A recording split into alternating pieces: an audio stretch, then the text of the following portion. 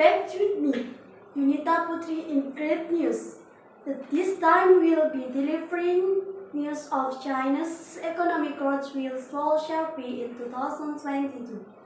The World Bank has got its forecast for China's economic growth this year and next as the world's second largest economy faces wanting headwinds from the new Omicron variant to a severe property sector downturn. The bank now expects China's GDP to expand 8% 2021, compared with a growth that's lower than its previous forecast.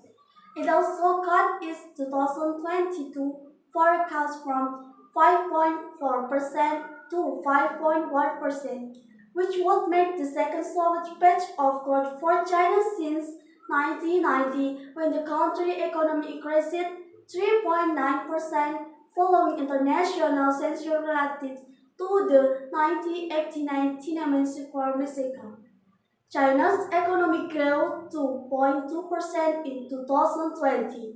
Downside risks to China's economy outlook have increased, the World Bank said. Renewed domestic COVID outbreaks, including the Omicron variant, have led to more broad-based and longer-lasting restrictions and cause further disruption to economic activity itself.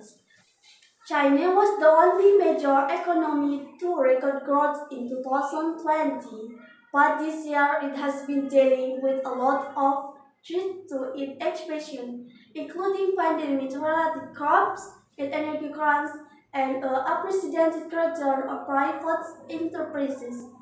Further, regulation on property firms that began last year have piled on the pain for major developers who were already carrying too much debt. Yet China's President Xi Jinping and other top leaders make stability and their top priority for 2022. Authorities have since stepped up efforts to boost the economy. The People's Bank of China on Monday cut its main interest rates for the first time in 20 months, helping to reduce borrowing costs for households and firms and in turn encourage consumer spending and investment.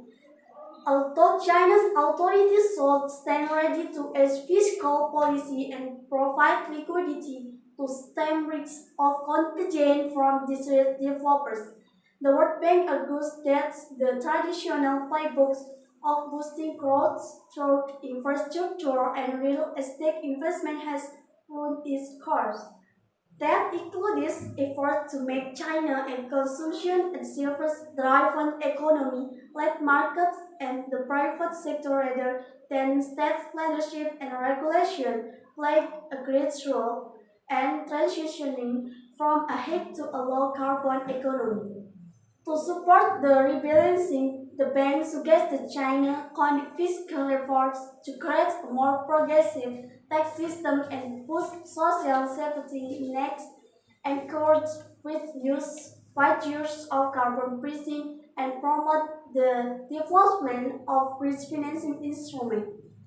Follow the next update in Grid News 1 hour ahead. I am Yunita. Good morning and see you.